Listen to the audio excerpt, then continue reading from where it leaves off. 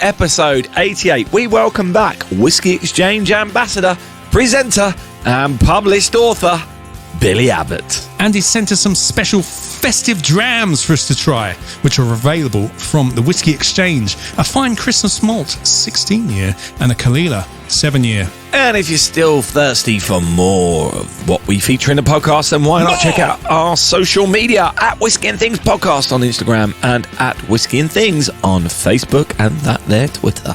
And it would help if you rate, review, and subscribe on your favourite podcast platform. Thank you. Cheers. Thanks for coming. You're listening to Whisky and Things with Nick Kent and Dave Giles. Welcome to episode 88. Two fat ladies, 88. That's it, isn't it? I'm Nick Kent. It is that. And funnily enough, Dave, I looked up earlier whether that's still acceptable to say. I'm guessing it's not. I would have thought it's not, but I looked it up. This is a weird beginning to an episode. As soon as I said it, I was like, oh, hang on, that's a bingo thing, isn't it? It is a bingo thing. I hadn't thought about it until I said it. And I was like, oh, I know that one. It's a quiz question. Yeah, two fat ladies. You know, I was about to say 88, two fat musicians. But yes, exactly.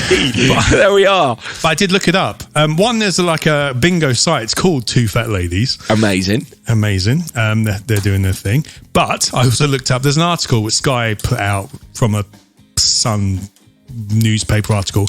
Anyway, they're trying to switch Two Fat Ladies, instead of being Two Fat Ladies 88, they want to change it to Wills and Kate 88 to make it, fair enough. Yeah, the woke millennials, apparently you can blame for that, but whatever. I think it's a good switch, you know.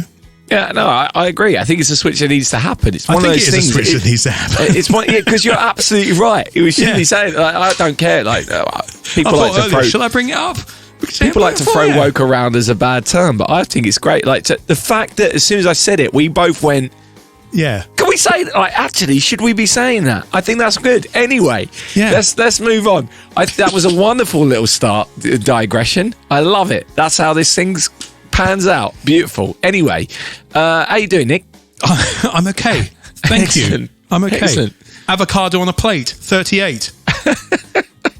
74. Recycle more. These were some of the other ones. These are the other new ones, are they? Oh, 48. I like this. Not another Brexit debate. But, you know. Yes. Take those with a pinch of salt. Oh, no, anyway, brilliant. Love it. Let's carry on. Amazing. I'm all right, thank you. Are you good?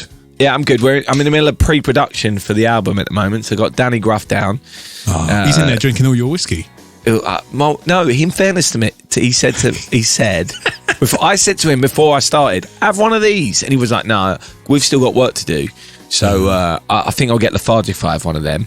But we'll see. We'll see what happens with that. But, yeah, he loves his Irish whiskey and he's never had one of Samuel Gelston's. So I'm trying to get him to try it because I think he's going to love it. Anyway. Oh, he definitely will love that. He will absolutely. Love that. So let's crack on, shall we? Yeah, shall we? Yeah. We've got a guest, a returning guest. One of our, now? I would say friend of the podcast. Oh, I'd say friend of the pod. I mean, what's it? Is it third or fourth appearance? Is it? Who's had 3? Danny's had 3. He's had 4, I think, actually. Yeah, but Billy gets better ratings than Danny. Very true. Mate, actually, I was going to bring that up. Was it right last week? I haven't really checked it out. Really? If you looked at the last 4 weeks, they were all really good, and then Danny came on. It wasn't too bad. But it was really weird. It was like people would listen last week to older episodes and not to the one that Danny was on. It was. You know, you're saying this so loud, he can hear you. I know. Sure. I'm expecting him to come in, but me too. Like, generally, I looked at the numbers and I was going to send you both a screenshot going, Danny strikes again. It was quite something. Anyway, but yes, we have Billy Abbott. New guest. Billy Abbott. Yeah, Billy. Billy Abbott. Christmas is only a month away, right, Nick? Yeah. Well, by the time this comes out, it'll be Christmas Eve of the month. Oh, wow. 24th of November. And I think Christmas Eve is the 24th of December if I've, been paying attention for the last 40 years. I think that's about right. So obviously, Whisky Exchange has probably got some Christmas whiskey, so I think we should probably talk to Billy about some Christmas whiskey. What do you say? I think we should. Look, we've got some in front of us, Dave. Look at these samples he sent us through. Well, would you believe that? I hope they've got the right labels on them.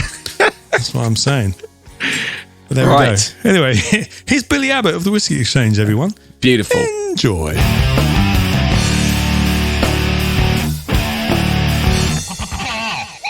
Billy, welcome back. Thanks for joining us. And look what I have a copy of right here. It's a wonderful orange book called The Philosophy of Whisky by Billy Abbott. I hear it's all right, a bit short, but apart from that, it's fine. It's perfectly adequate. Perfectly adequate, apparently. As I say, that's my favourite review as yet is an adequate history of whiskey. And I mean that with complete respect, because that's literally what I was going for, and you've nailed it. Okay. Yeah, I felt really bad when I realised that's what I said, because I love it. I think it's the best whiskey book I've ever read, because it's so perfectly aimed at me. And I love it. So good job. How's it feel to have a book out in the market after all these years of talking about whiskey? It's really weird. One thing I didn't realise was I'm going to have to start running a bookshop and have to deal with the logistics of delivery and all that sort of business. Yeah. But people have been really nice about it. You know, I've been writing for more than a decade now about booze, specifically about booze as my main topic of thing. And a couple of friends of mine said, "Oh, would you like to be a real writer now?" So, what do you mean, real bloody writer? We've been doing it for a decade. But no, it's something very different. And I'm sort of starting to realise there is this big difference to it. Even though, as I've said, it's only a little book. You know, it's 100 pages. It's a short introduction. It's part of this series that the British Library have done. But it's quite cool, really, isn't it? Yeah, it's actually. I want to get some of the others in the series. The philosophy of tea is clearly something I would like. That's and something you cheese, like, yeah. And the philosophy of beards, Nick. Yes, intrigued by it. I have a few. Oh, here it is. Of course he does. The Philosophy of Beers is the one that started it all. It's a reprint by a lecture by a guy called Thomas S. Gowing from 1854. And it's basically, the topic is gentlemen who do not wear a beard are morally failing in some way. Women are allowed not to have a beard, but if women do have a beard, they should be proud of it. And it's just this very strange book about a man who is obsessed with beards. It's just, it's a little bit weird, a little bit strange, but the whole series spun out of that. And they said it was so popular and so successful. This little book all about the philosophy of something. They then commissioned all the other ones, and they finally got around to whiskey. And my mate Dave couldn't do it, so they gave it to me instead. I had to shave my beard off and go clean shaven once, and I definitely felt like I was failing in life. So I had to get a 9 to 5. So I backed that up massively. So I haven't shaved my beard off since I did Movember in 2011. Yeah, but that's for a good cause. I remember it was very cold, and that's basically it, really. So yeah, I don't think I've been properly clean shaven since my brother's wedding in 2009. Mm-hmm. And I had one of those proper Turkish shaves with the knives and all that kind of hot towels and everything. That was fun. Did you have hair then? No, it was, well, no, it was I'm shaved. asking because I went to a Turkish barber once and they put one of those hard partings into me for a wedding. When they actually use a razor blade and they trim it to make a thick parting. I still said number 1 all over on top, or I may have gone number 2 all over just because it was my brother's wedding and my mum would get annoyed. Yeah. We're not coming out too short. Mum doesn't like it when it's too short. But I kind of had hair there. But funny story, sorry, digressing. It was around that time when I went to the barber for the first time to have it just shaved. And he was like, you're going quite thin on top. I was like, yeah, that's why I'm having it shaved. But you didn't have to tell me. I clearly can tell. That's his job. He's there to tell you what's going on up top. Offering advice, caring. That's what it's all about. Barbers. Fair enough. I was annoyed at the time. Whereas I was a bald man with a ponytail who didn't realise because I had hair at the front. And a friend of mine came back to work after working somewhere else for a couple of years, walked up behind me, slapped me on the back of the head, went, "All right, mate, you've gone bald then." And I didn't realise. And she then escorted me to a bathroom, lent me over, pointed at my bald head on a mirror, and I cut my ponytail off that weekend. Oh, wow. I have it in a box next door. Yeah. It doesn't surprise me that you had a ponytail because we've established that you're a bit of a metaler. Yeah, a pathetic ponytail. It really was. It was 3 inches long. My hair hadn't grown in a decade. I hadn't realised. Still went to gigs and let my hair out to whip my hair around a bit. Didn't go very far. But that's something I wanted to bring up as well, actually. Going to gigs and you playing guitar. This is something we've established over Didn't he play guitar? Yeah, mate. He had a wonderful and guitar. And he's into raging speed horn. There's a good story about his guitar as well. One of his guitars. Anyway, I'm sure you've got many, Billy. I got slightly too many for somebody who doesn't play the guitar very much anymore.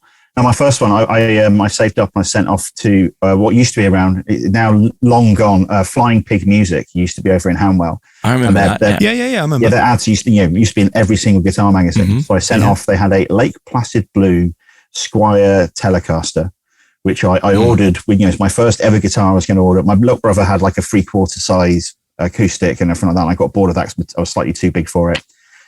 Ordered this guitar and a crappy little amp, and it turned up, and I looked at it and went, that's a very interesting color. That doesn't quite look like the color I've ordered.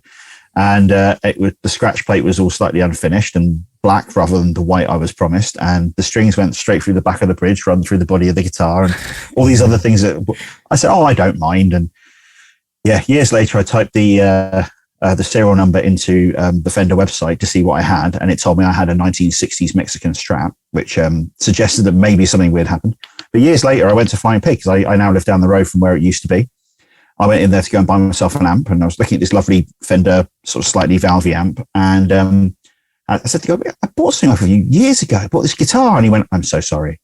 And I explained, I said, late busted blue Telecaster, and immediately he just went, I'm so sorry. I was going on holiday. I just need to get them out the door quick. So I don't know really what it was. I just picked up this job lot of these things, and I'm sorry. It's like, I'll still play it. It's fine. I'll give you some money off this amp. And he sold me this ridiculous amp, which you could not play inside because it was so loud. Didn't have a headphone socket. You had to turn up to hurt yourself volume to actually get anything to sort of start coming out of it properly. And he overcharged me for it, even though he gave me a discount. But I say, well done to him. Excellent businessman. Ripped me off twice. The amp ended up with my little brother. He used to use it unmiked at gigs. My brother's a musician. And eventually I think he sold it because you couldn't do anything with it if you weren't playing very large gigs because it was just so bloody loud. It would hurt people in pubs. That's amazing. We've all been there though, haven't we, Nick? We've all been there. We've all been ripped off in a guitar shop before. Well, I have. Bits of dodgy kit, yeah. Yeah. Probably. Don't know. All my gear seems all right, to be honest. Oh, right. But, fair enough. I don't buy a lot. But there we go. It's been a long time since I regularly play the guitar. My band days are very much behind me. So, yes. We didn't know this about you, and it made me smile a lot when I saw photos of a young Billy Abbott playing guitar in a band. I was like, yes, Billy.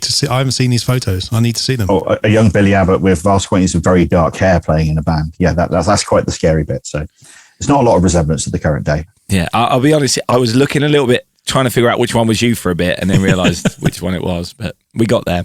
Yeah, that's a little bit. Me and my friend Martin.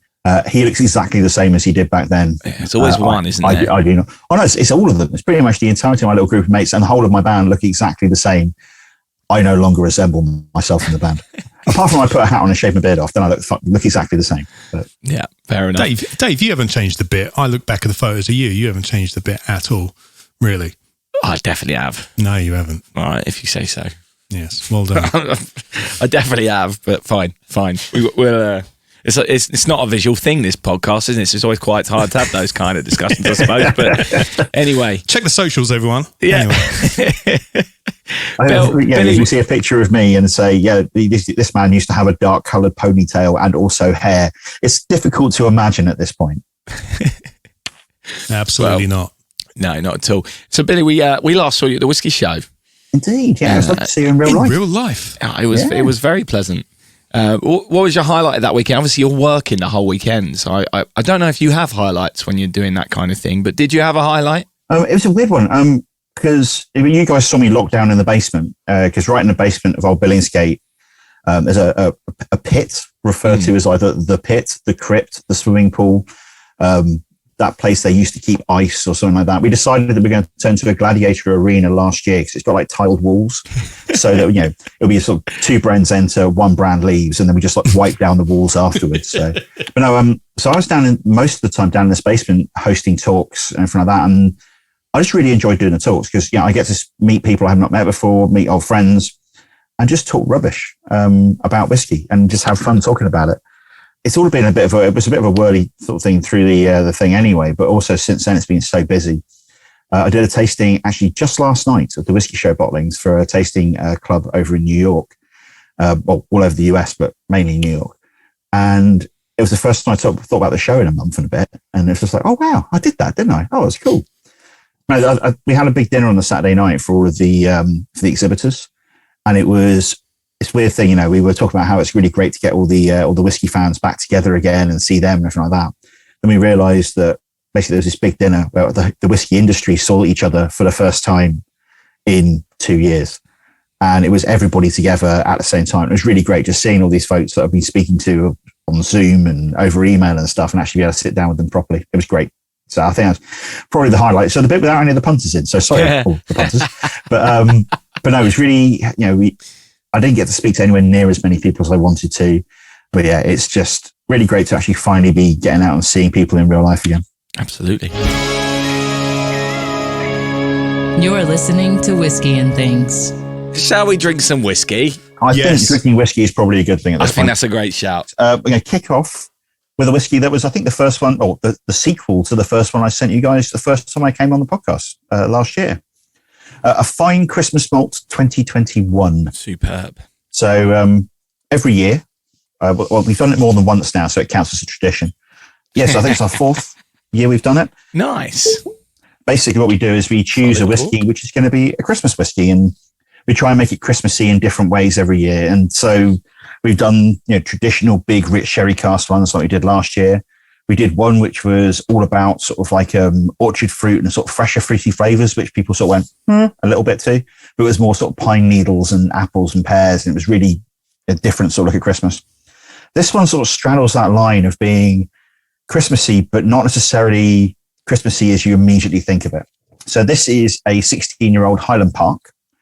So it's a bit of smoke in it, and it is a mixture of a couple of sherry butts, and I think it's 3 refill hogsheads. So a little bit of sherry in there, well, quite a lot of sherry in there, but also a load of other whiskey in there as well to try and keep it a bit balanced between that more traditional big rich sherry character, but also some nicer, sort of gentler, fruity, smoky notes. On the nose, as soon as I opened it, I got cranberries. Ooh. I suppose that's Christmassy, isn't it? Yeah, I would absolutely say that. Yeah, I'd say that. I see what you mean, actually. Yeah, definitely like a little sharp fruitiness in there, isn't it? Absolutely. And then it does blend into Christmas trees. I've got these. Nick's going to laugh about this. I went and bought those green Christmas tree scented candles. Of course you did. And they're living in a cupboard at the moment. Every time you open the cupboard, Christmas comes out. It's like Christmas tree comes out. So that smell I'm very familiar with. And there's definitely some of that in this. I got rid of my Christmas tree from last year about a month ago. Why? Sitting outside my front door because it was shedding. Oh, right. It was shedding. Fair enough. Yeah, it smells amazing. And I am getting some of the smoke on the nose as well. Yeah, me too. I got the pine needle stuff. Yeah. Well, this one, again, we're trying to bring a little bit of everything. So there's a little bit of sort of that piney note. There's a little bit of that smokiness in there. There is still a load of that sort of nice, big, richer sort of sherry flavour in there as well. Yeah. We want it to actually, we don't want it to go too far away from a traditional Christmas. We've done that before and people sort of didn't quite get it. So this one would say, right, we're going to push you again, but we're going to push you into a place where we think you're going to be happy. Yeah, I'm getting Christmas pudding and cream. Yeah. Brandy cream as well, that kind of thing. It's been a bit of a strange reaction to it because all the reviewers have said, I absolutely loved this, but I think it might divide opinion. But everybody's absolutely loved it, which makes me wonder why they think it might divide opinion because nobody as yet has had the opinion divided. But it's a really interesting dram. And yeah, I mean, actually, on the palate, it's less Christmassy than on the nose. For me, I guess the smokiness is coming through more, but that doesn't mean it's not Christmassy because of log fires and all that kind of stuff. But for me, on the palate, I get a lot more of those sort of richer, sort of darker notes, and I get all that sort of sultana and raisin, getting into the hints of Christmas pudding and that sort of thing. I needed a second sip. Yeah. There's because you get sort of like some sherried Highland Parks, which are all about that sort of thick sherry and that Highland Parky thing. But for me, Highland Park is of course about smoky chocolate. So you have a bit of that in there, and then you have everything else. I was getting the chocolate. That's what I was just trying to pick out. But yeah, you're right. Dark chocolate. There's a yogurty thing going on that I'm getting. Sort of sour, creamy, yogurty thing. Yeah. Do that. Which I didn't get on the first sip. I got on the second, and I love that. That's amazing. This is really tasty. What ABV is it? Are we looking at high 50s or 53.2? 53. It's got a little bit of a kick to it, but I love that. So that's all good. That's the perfect amount of kick for me. Yeah, it's really good, isn't it? It's nice. It didn't.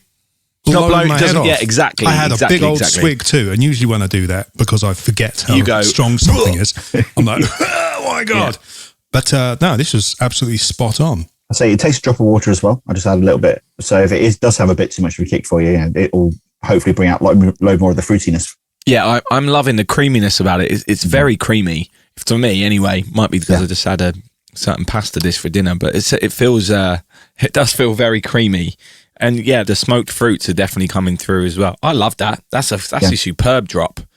We are very pleased with it. It's put together by Ollie Chilton from Elixir Distillers. Oh, yes. Right. He was sort of tasked with putting together. He tried loads of different things because it's not just a single cask we want here. We want to have enough of it to last for the whole of Christmas.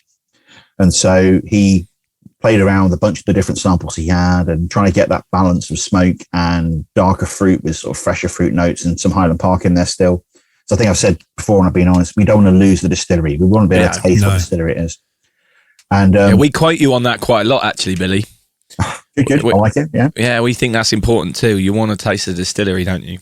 Well, the thing at the time was that I've had a particularly fun and interesting sort of a few weeks in which I've had lots of positive COVID tests and lots of negative COVID tests in that I now can, better now, but I had a cold, which was making lateral flow tests, reckon I had COVID, but PCR tests I didn't. So I've been very, very careful. And Ollie came over with a sample of it and it's like, okay, you go sit on that wall. And he poured a sample of it, put it on the wall for me, and then sort of waited for me to go and have a taste. So I socially distanced tasted this.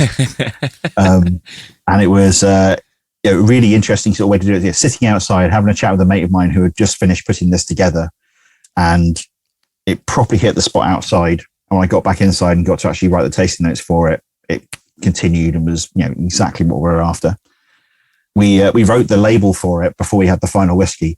And so as soon as we had the final whiskey, we had to just check to make sure it matched up with the label and all the character was in there. And we sort of we tweaked a little bit to add a sort of hint of smoke to the tasting notes on the label, and then disappeared off the next day. And it was all a little bit last minute and seat the pants, but it turned up, went out on release day perfectly fine. And amazing. It seems to be going really well. People are picking this up faster than we ever have had a Christmas malt shift before. So, wow. Well, that's good news. Yeah. How many bottles did you get made? Just roughly. We got about a couple of thousand. Nice. So it's not a small batch. We just want to make sure that, 2,000 is a small batch in the grand scheme of things. We just want to make sure that everybody has a chance to grab a bottle if they want to. It looks pretty. It's got poetry on the front from and the back from our editorial team, my colleagues, Joe, Ning and Caroline. Ning is very proud of her poem on the front.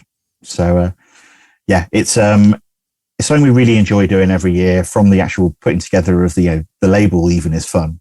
But then the actual whiskey itself is always an interesting one. My tasting notes this year are slightly less over the top than they normally are. There's no walking through Christmas Day dinners and things like that, as they often are.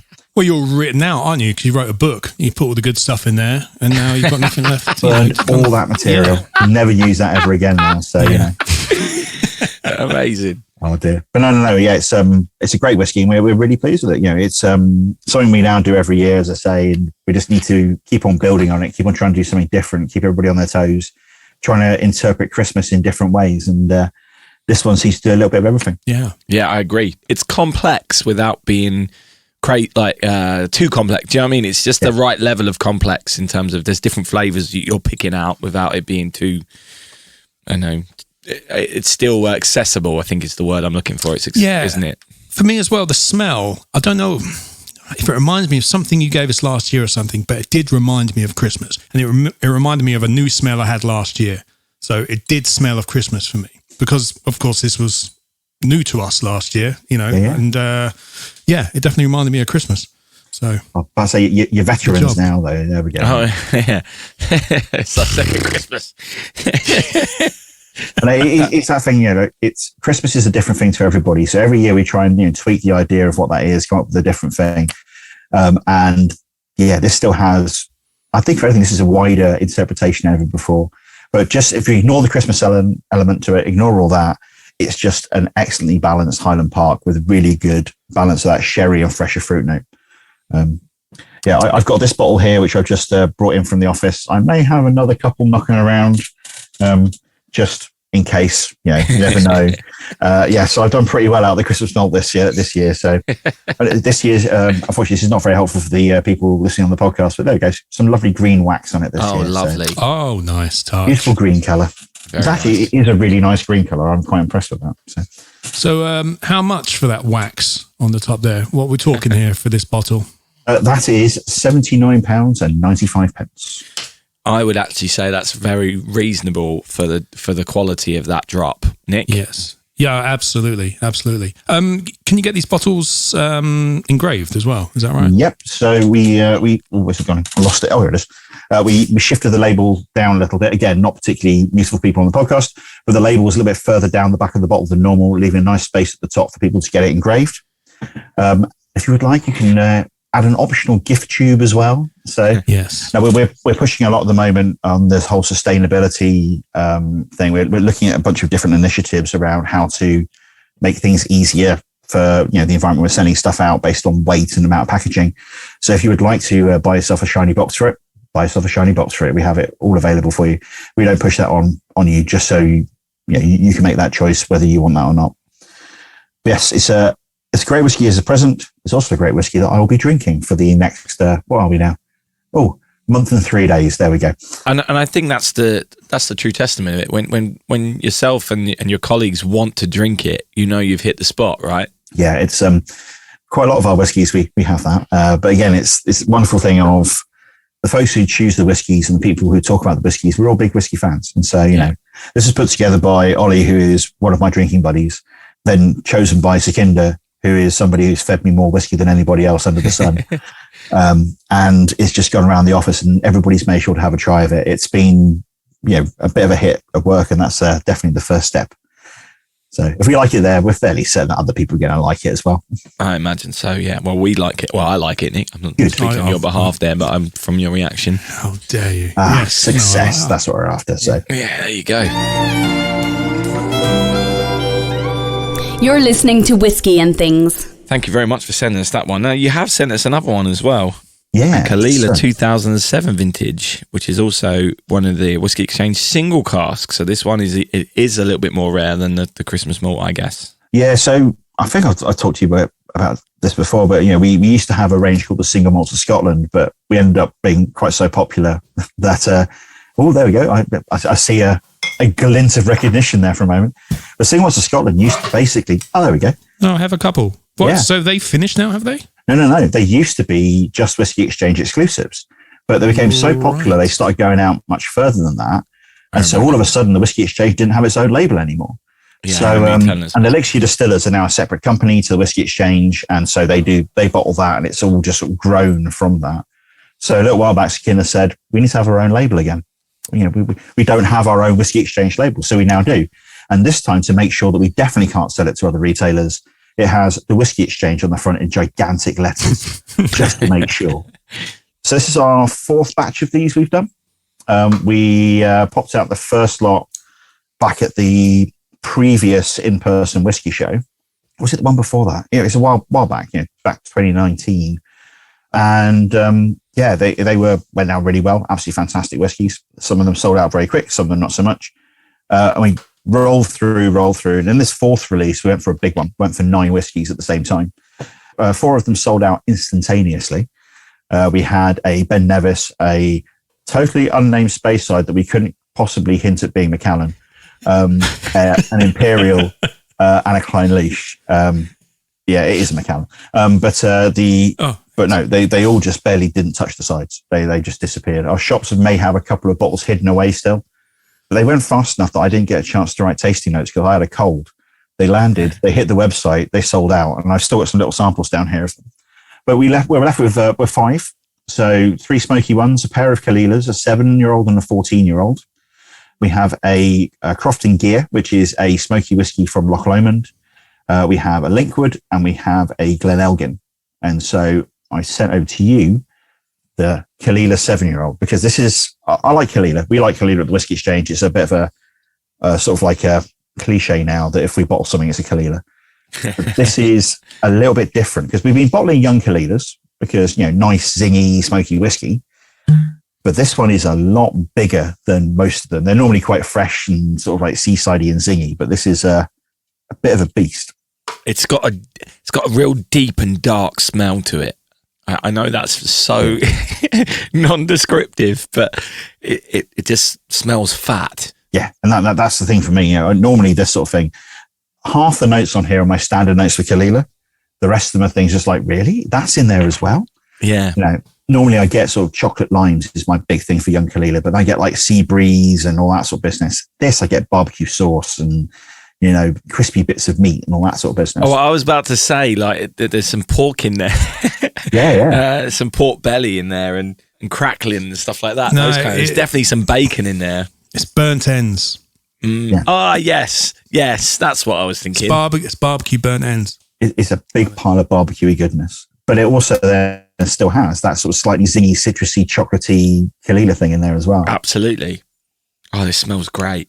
I did a training session last week with the guys down in our shop. You know, took down these whiskies to have a chat with them about it, and they've all sort of been selling these for a little bit, and they just sort of already had their favourites. And there was like a pitched battle almost over which was best, the 7 or the 14-year-old. The 7 is big, rich, dark, and sort of like barbecuey, and the 14 is all gentle and elegant. This one won in the end. It was very much the shop like big barbecue things. Ooh, this is amazing. What's the ABV on this? This one is 59.1%. Yeah, Nick did his whew, which means he took. That's what I thought. Did you take too big of a sip there, Nick?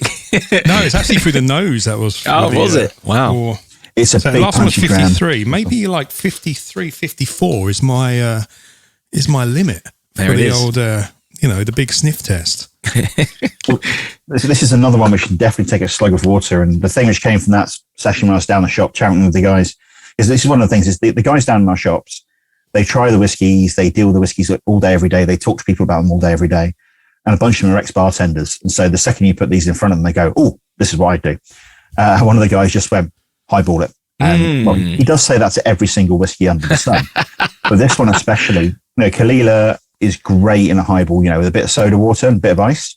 But this one is so big and rich that it can really, you know, stand up to it. It's just got just enough sweetness in there. It's not sweet. It makes you think of sweet things. Yeah. It stands up to like the sourness of CO2 in soda water as well. Makes a really, really good highball. But just if it's a little bit hot, it can take a nice slug of water as well, because there's enough going on in here to really sort of stand up to that dilation. You know what? I mean, this may be because I've just got back from Munich, but this has got smoked meats and pretzels in it for me. That salty combination with cured meat. This is reminding me of Munich.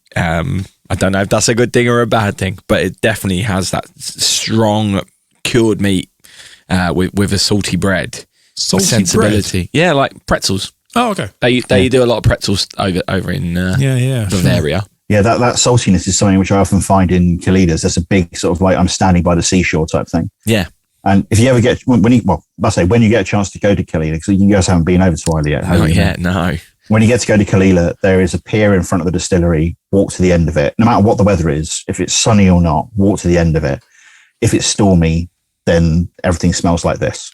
It has that proper exploding sea breeze thing. I say that to everybody. When you go to the Island distilleries, go to the end of the pier. They've all got a pier.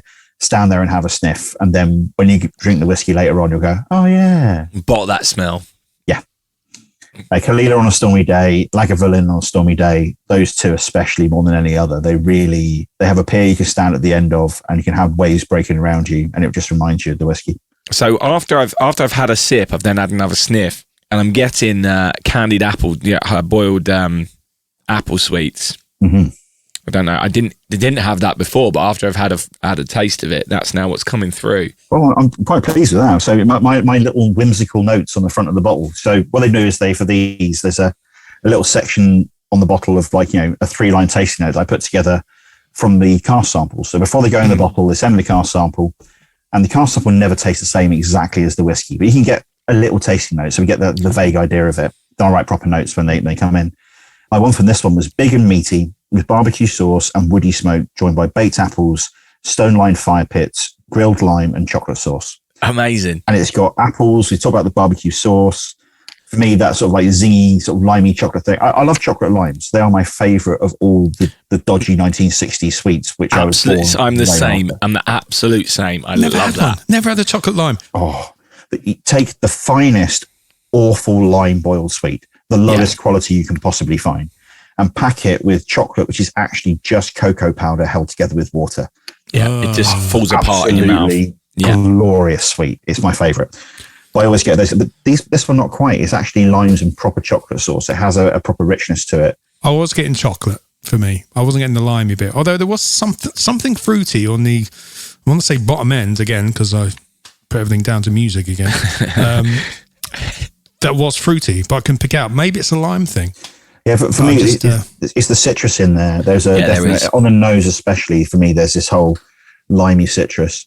But again, unfortunately with these things is there's Caol Ila, and I look for certain things in the Caol Ila. You know, if I taste these blind, I get the much more honest things, but my brain looks for chocolate, it looks for limes.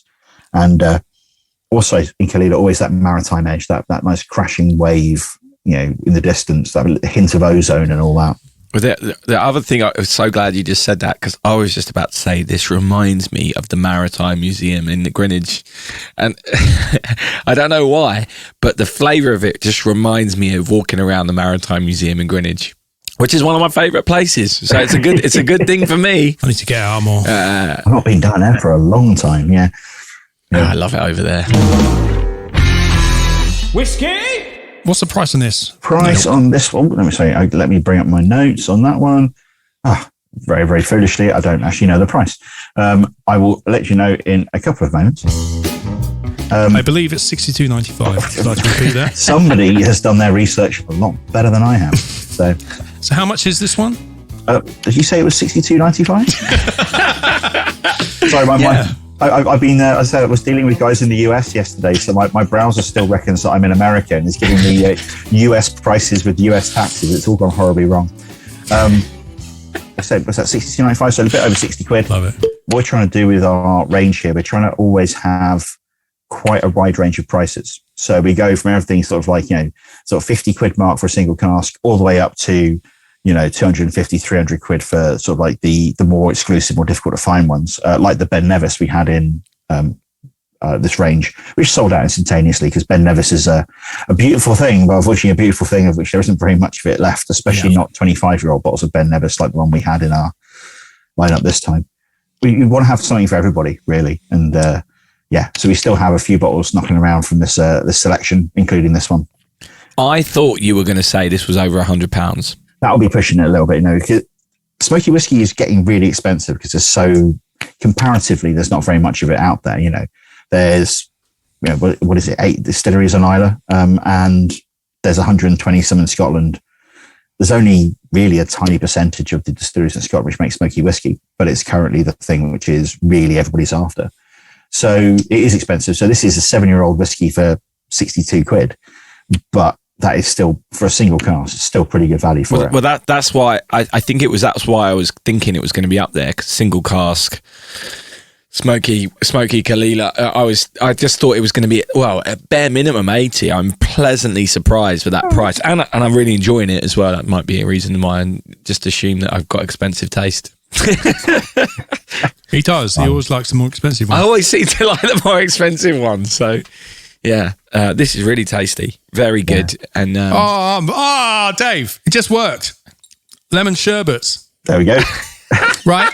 Because no, that sounds like I'm really enthusiastic for no reason. But, right, because after like a year and a half of doing this show, I kind of realised, you know what? I keep saying lemon sherbets, but I haven't had a lemon sherbet in about 25 years or something. So I bought some rhubarb and custard sweets and some lemon sherbets for my car, right? And I'm scoffing them on my trip, you know, up and down the UK.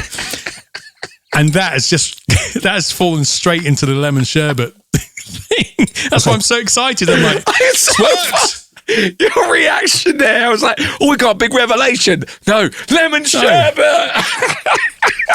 The second you said that, I had my nose in the glass and just went, Yes, that's it. Yeah.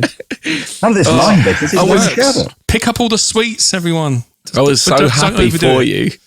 I know. Oh, that's so nice. I wasn't. You're so proud of yourself, aren't you? Merry Christmas, everyone.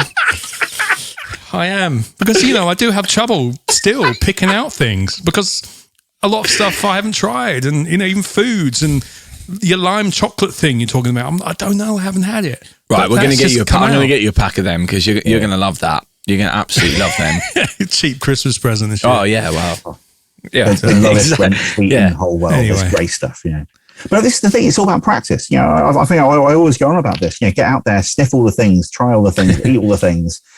I talk about practice when it comes to whiskey tasting is you just need to drink more whiskey, but to get those flavors, you just need to get out there and experience as much stuff as you can. It's my excuse. And it's the reason why I'm the size of the house.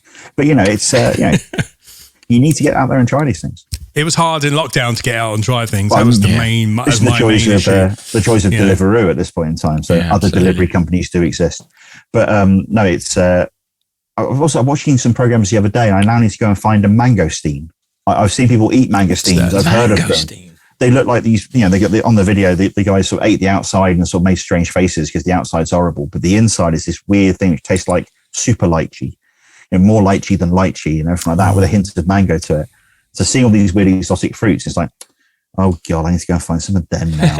What does a lychee taste like? Because I've only had it in remember those tinned fruit cocktails or whatever it is. Yeah, well, it's like a bit lychee. Bit like a white grape, but more so is the way I sort of generally say. It's like a tropical white grape. I like lychees. They're very Me too. Cool. Yeah, lovely things. Me too. Hey, I got a bit of any other business while you're here, Billy, because you've just reminded me, and you live near me, so I don't know if you've had this. I had a leaflet through my door from Just Eat, the other delivery company, and it said 30% off in London, and use the voucher code London30. Right, you may have had the same one. Well, it's sitting on my desk here somewhere. Yeah, well, I thought you might have had it, right? So I went to order from my favourite Chinese and put in the code at the end, and it said not available in this postcode. What are they doing? What's that all about? I mean, why deliver me the thing if it's not going to work? I mean, I was quite angry about it. I feel like this podcast is turning into Watchdog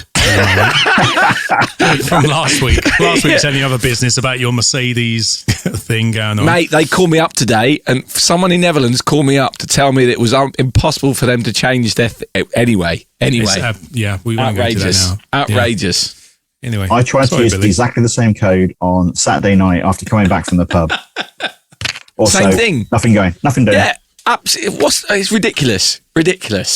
Yeah. So I'm glad it wasn't just me who experienced this. I had to pay full price for my chicken nuggets that I really should not have ordered. Yeah, well, that's the thing. I wouldn't have got literally all day long. I was like, I'll get a Chinese tonight. I got 30% off, and then because I didn't get anything else in, and it was a Sunday, I was like, well, I'll order a Chinese then, but now I've got to pay full price for it, and I wasn't expecting that. I was quite annoyed. I can see that. Yeah. Oh, never mind. Yeah, absolutely. Let it go. I've got it off my chest now.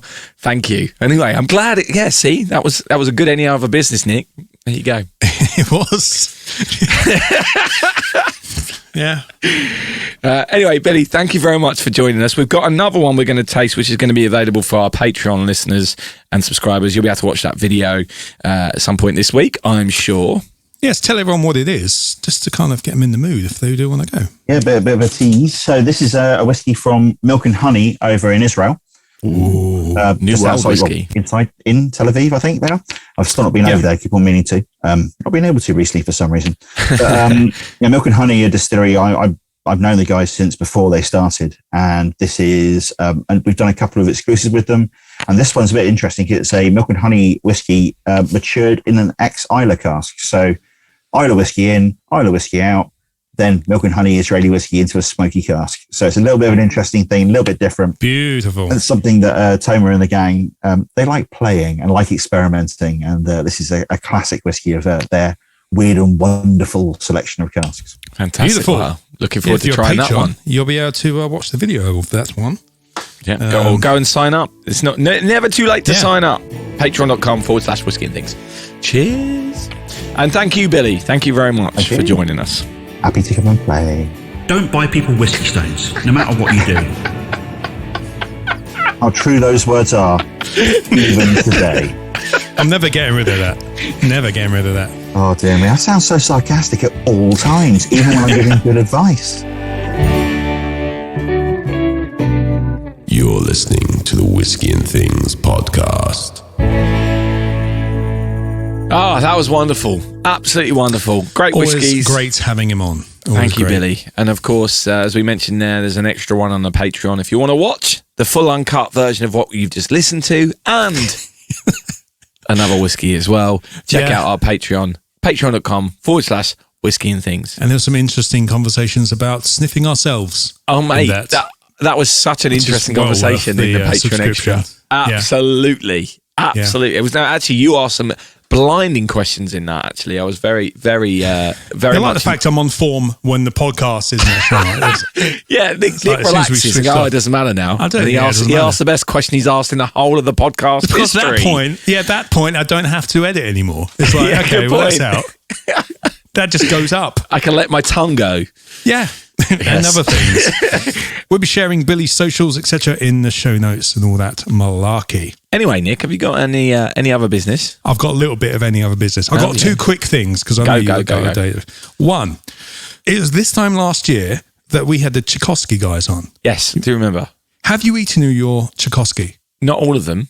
Okay. Well, I've been in the mood of kind of saving them from people around, but then not having them. Eat them because mine are going a bit crispy. You know when chocolate goes a bit white? It's funny you should say that because I did have Lewis round recently, 3 or 4 weeks ago. And I said, oh, try this with that. And I opened the thing. I was like, oh, these are a different colour than they were. It says on the back, best before 2021. But obviously, you want to eat them. I'd say give them 6 months. If you're getting Tchaikovsky, they are great. But it's chocolate at the end of the day. Do it quick. So enjoy them. No, just enjoy them. Don't wait for an excuse. Enjoy them because I've got 3 tins here. They're pricey for that, aren't they? That's the issue. Yeah. So enjoy your Tchaikovsky, everyone. Yeah. All right. Okay. Noted. Noted. I'll crack them out with Danny now. Mine will be gone by the end of the year. Danny and I were just saying we didn't have any snacks. Oh, well, there you go. There it is. Bit of chocolate. And another bit of final business. I made mate, I'm so annoyed at myself. We try and be, we try and be correct with our facts and stuff on this show. And I can't believe I missed it a couple of weeks ago. This is really a small thing, which is just grinding me. It's bugging you. It's bugging me. Oh, get it off your chest then. Get it off your chest. Some people might remember this. This was of social media, which I put out in episode 35. Okay? It's episode 35. And that's right. It's Gariana Grande. As we're tasting the first offering from Westland Distillery's Outpost range, the Gariana 5 American Single Malt Scotch with... Prick, it's not Scotch, it's from America, you bellend. I forgot about this. You say single malt, you think Scotch. Do you remember that? I do remember that. That was an outtake from episode 35 where I called the Gariana 5... A Scotch whiskey because it's a single malt Scotch whiskey because it kind of rolls off the tongue. But I did it the other week, 2 weeks ago, and I didn't notice it until everyone had shared the Instagram. And I'm so annoyed at myself. What did you do? Anyway, to celebrate Old Fashioned Week, we try a pre-mixed Indian spiced chai old fashioned, courtesy of the Cocktail Society and Rampur Indian single malt Scotch whiskey. Indian single malt Scotch whiskey. No, hang on a moment, Nick, because I remember us recording that, and you even called yourself out on it, and then we did it again. I'm sure of it. Well, I don't think so. I don't think we did because you did it again. You've definitely done it since, recently, and you caught yourself. Right. Well, I've put that version out into the world, and in the. I'm sure it's in. Whatever it is, it's on Instagram. I only listen to the podcast pretty much once after I edit it, so maybe it's not on there. But that's on Instagram, and I felt really bad because, sorry, Rampur, you're not a Scotch whiskey, you're an Indian whiskey. So I just wanted to put that in as any other business. So I apologise for that. We've all been there. These things slip through. We've all done it. Single malt, unfortunately, it still rolls off the tongue to put Scotch after that. Yeah, absolutely. No, I think it's an easy mistake to make, Nick. But it's the first one that slipped through, and I'm like, I'm so disappointed. But anyway, we can all have slippery fingers sometimes, Nick, can't we? Okay, so there we go. Okay. Anyway, mate, I think it's a good time to say the Angels have had their share. I'd say we quit it now. Yeah, the Angels have had their share. So have you. Yes, yes, we have. Cheers. Thanks for coming. Thanks for coming. You're so unenthusiastic with your thanks for coming. You're like, oh, that's it now. You're like, cheers. Thanks for coming. All right, okay, I'll remember that for next week. Right. But I've noticed it every time I kind of match them up in the edit. You're like, cheers. Thanks for coming. And I'm like, I don't mean it to be. I just kind of want it to have a different tone. Like, you cheers, checked out thanks for by coming. That point. But you're right, I have checked out. Yeah, absolutely. I'm already thinking, where are we going now? Thanks for coming. Whisky and Things has been brought to you by